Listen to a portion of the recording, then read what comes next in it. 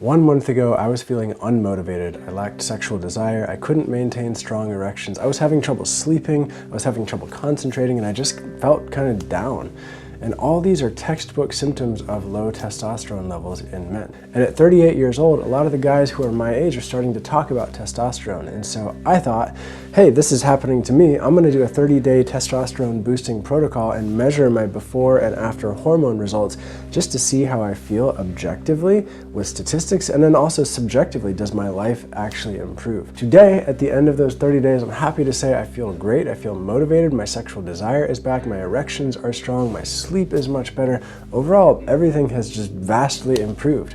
And I got some really interesting test results back, and I'm excited to share those with you in this video. And I will say that this video is going to be more personal and vulnerable than usual, because to really understand testosterone levels and hormone levels, you can't just look at numbers on a screen. You have to understand the full picture of lifestyle and all the things that have happened. So I'm going to share with you some personal details of my life from the past 6 to 8 months to give you a full picture of how my hormones got to where they were and how they've changed over the last 30 days and how the results I got that were actually really surprising happened. Let's start with the backstory. Earlier this year, my partner and I, we bought a house and we moved in together, and it's beautiful and I love it. And the process of buying this house, the process of searching for this house and racing against interest rates, combining our money, moving in together, and then renovating the house, building a whole new kitchen, building an outdoor shower, putting in a hot tub, renovating different parts of the house, updating things, changing the land, having family visit, having more family visit, having more family visit, having painting projects come up, having more projects come up, like bam, bam, bam. It was so much shit for months and months of just constant working. At the same time, I'm running my big orgasmic mastery course for men, which takes a lot of my effort because there's a lot of coaching involved, a lot of emails going back and forth, and my life was just full. So during that time, I didn't take as good care of myself as I normally would. I stopped exercising as much. I stopped meditating as much. I stopped doing the cardio and the heavy strength training that I know is so good for me. And I stopped doing sports with friends as much because I was so involved in all these projects and making the house life happen.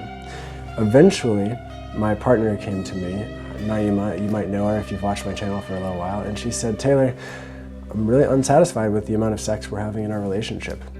And that's a vulnerable piece to share. Like, here I am, a sex coach, sharing that with you. And yes, it's true that I'm really good at when sexual desire is there and when sex is actually happening to help make that as amazing as possible. But this is the first time in my life where I've ever bought a house with somebody and moved in and combined lives. It's a big deal, and this has been a big learning process for me. It's brought up a lot of stuff, and we've had a lot of amazing opportunity to work through stuff, but through the process, my sexual desire dropped.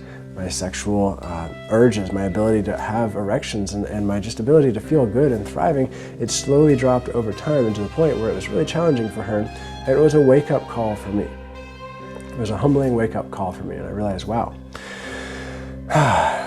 this isn't good. This isn't good for my life. It's not good for my relationship. I got to figure this out. Okay, what's going on? A lot of people talk about testosterone. Huberman podcast talks about testosterone. There's all this research out there showing that male testosterone levels have been dropping regularly every year for many decades at this point. And I thought, okay, all my symptoms match up with low testosterone. So that's it. I'm going to do something about it. And I started looking all around the internet to find a test, because I wanted to find a test that would do a before and after, and I found one from Let's Get Checked. They're not paying me to make this video. I reached out to them actually, and I said, hey, will you send me a couple of your tests because I want to do this thing, and they did. Thank you.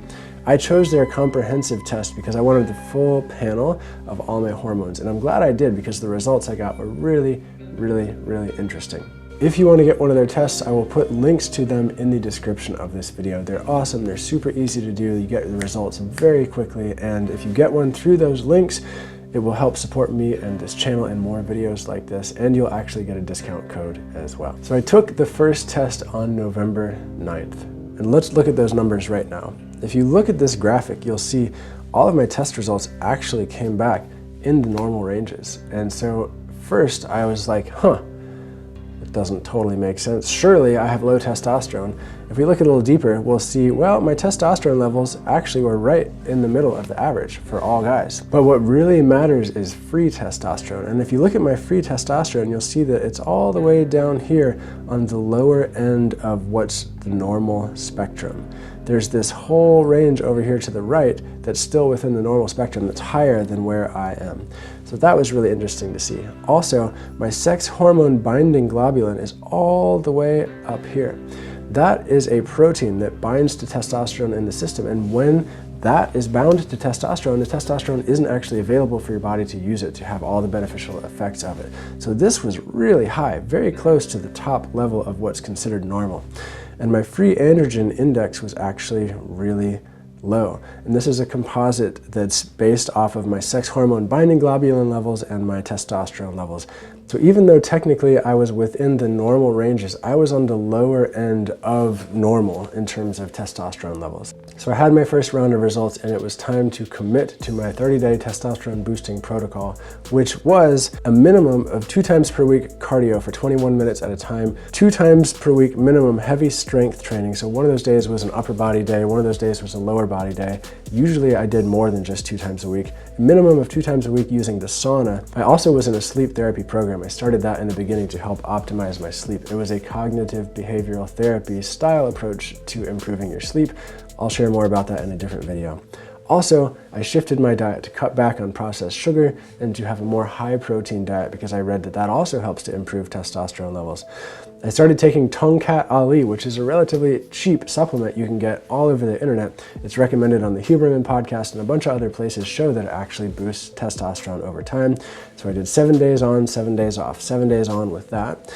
And also, I got a massage every other week, and I was doing self-pleasure masturbation practices without ejaculation, practicing semen retention as well. And I made sure to get in competition with other men, doing things like playing one-on-one basketball, playing racquetball, going to ecstatic dance and wrestling with guys just to get that competition thing going. Because competition is actually a big way guys can increase their testosterone levels too. And I didn't actually start to experience results until week 3. On the 21-day mark, there was a notable shift in my system where all of a sudden, I felt this aliveness come back into me. I felt my sexual desire come back online. I felt this charge come into me. I started to feel flirtatious again.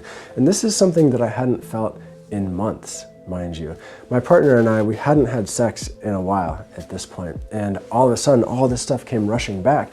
It was as if for the first 2 weeks of doing this, I was trudging myself along, making myself go to the gym, knowing that I was going to get results, but I wasn't experiencing them. Then bam, day 21, I started to experience all these benefits.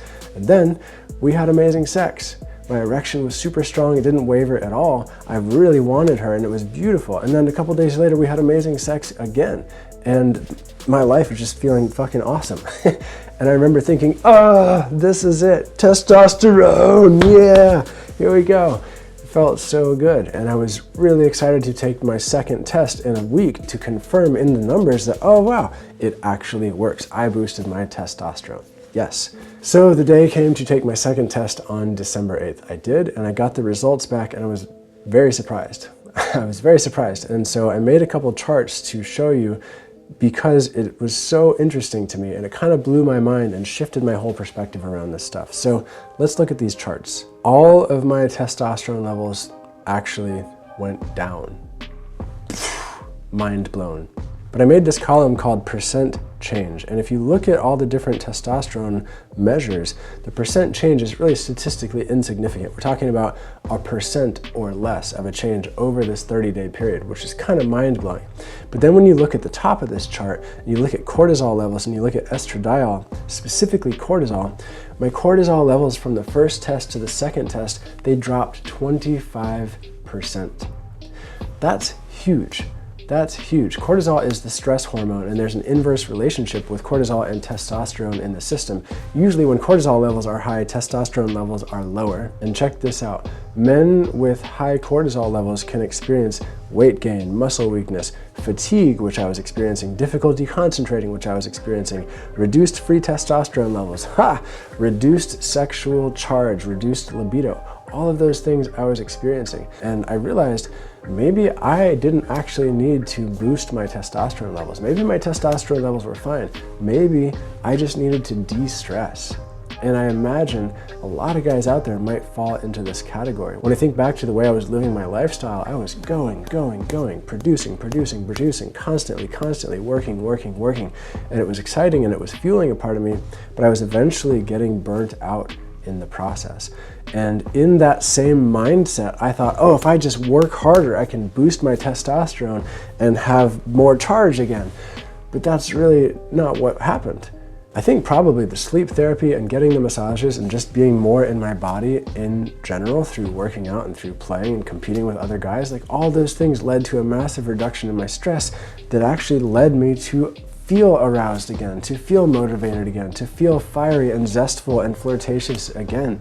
And that is just like a whole paradigm shift for me. It's really, really useful learning experience, and I'm going to keep this with me going forward. And for the sake of transparency, there are two considerations that might have impacted the test results. Number one is the day I did the test, I started to get really tired. And the next day, I got really sick. And I did some research and I found out that when you get sick, leading up to getting sick even, your testosterone levels can drop as a result of that. So that might have impacted the test in some way. And it was almost unavoidable for me to get sick because one of the people I live with had a fever of 102 and was wickedly sick for multiple days in the last week leading up to this test. So shit happens. What can you do? Also, 4 days before I did the second test, I did have an ejaculatory orgasm. It had been like 40 some days since my previous ejaculatory orgasm, and I just felt so awesome that I was like, you know what? Great, it'll be great. And it was great. And I didn't feel any sort of depletion or anything afterwards. Now, all the research shows that that shouldn't really impact my testosterone levels in any sort of measurable and meaningful way. So there is a part of me that wants to do this test again and to not get sick and to not ejaculate at all for 30 days and see what happens.